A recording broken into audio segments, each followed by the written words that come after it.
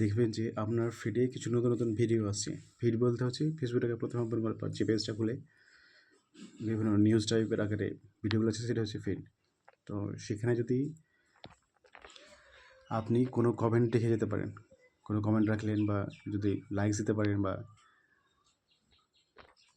Share করতে পারেন, তাহলে কী হবে যে আপনার ভিডিওগুলো মানে অন্য কারোর ফিডে চলে যাবে। এটা কিসের জন্য? ধরুন যে আপনি কারোর সাথে মানে কোথাও গিয়েছেন বাইরে কোনো কাজের জন্য, দিয়ে সেখানে গিয়ে কারোর সাথে কথা বলছেন, তো সেখানে কী হয় যে আপনার একটা পরিচিতিটা বাড়ে সেখানে কথা বললে, হ্যাঁ, কথা বলে পরিচিতিটা বাড়ে। তো কী হয়, তাহলে আপনার একটা পরিচিতি বাড়লে এটা সবার সামনে এটা আপনার ভ্যালু তৈরি হয়।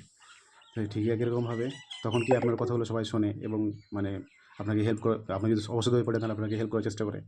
তো ঠিক একই রকমভাবে ফেসবুকে যদি আপনি আপনার ফিডে যে সমস্ত এগুলো আসবে ভিডিওগুলো বা যে সমস্ত পোস্টগুলো আসবে সেখানে যদি আপনি কমেন্ট রাখতে পারেন বা যদি লাইকস দেন বা শেয়ার করেন বা যদি আপনি রিয়াক্ট দেন, তাহলে সেক্ষেত্রে আপনার ফিডে মানে আপনার ভিডিওগুলো কিন্তু সেক্ষেত্রে মানে বাড়বে আর কি সবার সামনে, অন্য নতুন নতুন পেয়ে যাবে। আর এটার ক্ষেত্রে কিন্তু আপনার সুবিধা আছে, আপনার তখন রিচ বাড়বে, এঙ্গেজমেন্ট বাড়বে এবং আপনার কি আর্নিং করার সুবিধা হবে।